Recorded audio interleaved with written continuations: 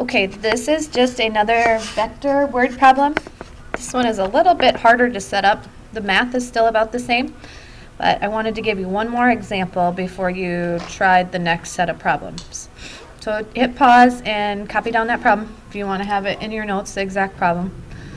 Jada walks in this right here, this north 70 degrees west. We're going to talk about, your book uses that a little bit. Most people don't write your direction like that, but your book does. Jada walks north 70 degrees west for 200 meters, then due east for 90 meters. How far and at what bearing is Jada from her starting point? So let's talk about this first. This means she walks north and 70 degrees to the west from north. So she's actually over here. So she's 70 degrees over there. This is due north. And here's west. So she walks like that. So she's walking in this direction. So I'm going to redraw my picture here because I already don't like how it started.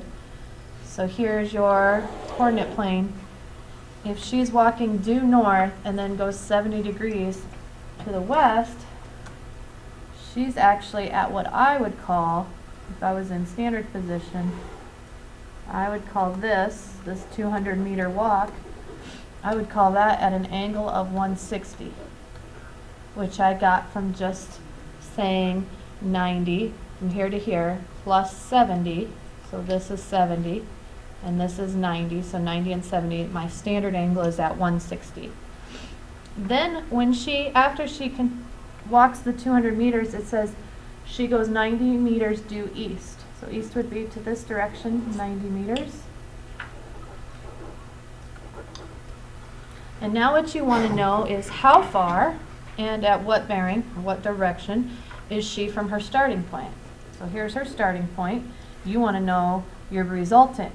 The nice thing is, when you're drawing somebody walking or a boat driving sometimes, because you're going to have some problems like that, you can already draw them tip to tail. I don't need to do that. So I don't have to redraw it the way I have it drawn.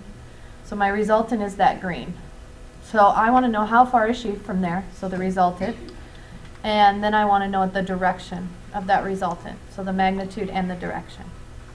Now the math is pretty similar to yesterday. But if you look at this, I called this big angle 160, right? Here's my one horizontal, and here's my other horizontal. So if this angle from here to here is 160, and this is my horizontal, and this is my horizontal, my consecutive interior angle from geometry, this angle right up here is just going to be 20 degrees, because 20 and 160 make 180. They're supplementary.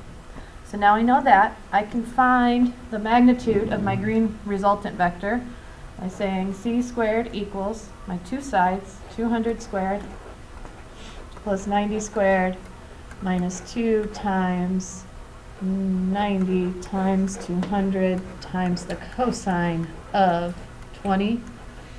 And when you do that, if you want, you can plug that in your calculator. If you want to hit pause, C comes out to be 119.5.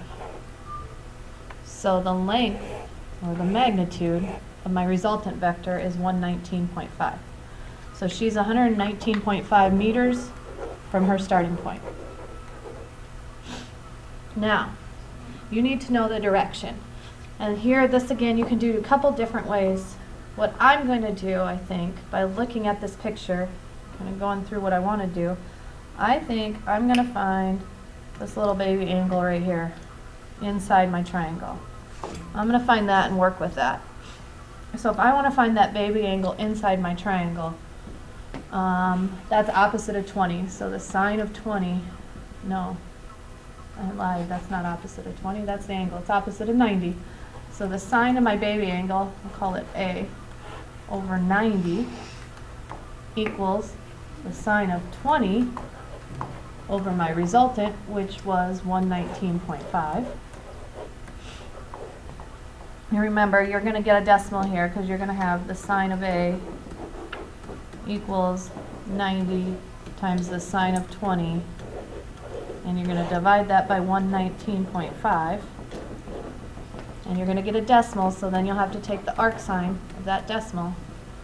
And once you take the arc sign, whatever that decimal number was. It's like 0.25, I think. You're going to get your angle, which came out to be 14.9 degrees. So 14.9, but that's not my direction. We need to talk about my direction here. This angle right inside here, this is the angle that's 14.9 degrees. We can't really just say 14.9 degrees. Really what we could do, we know that this angle from here to the red vector is 70 degrees west of north. So that means this green one is also west of north. Not 70 though. It would be 70 minus this little angle, which was 14.9. Gives you 55.1 degrees west of north. So that's your direction. So that problem's a little bit different. You're going to have a couple like that today, where people are walking or going one direction and changing directions. That's how you want to set that up and draw the picture. That's all.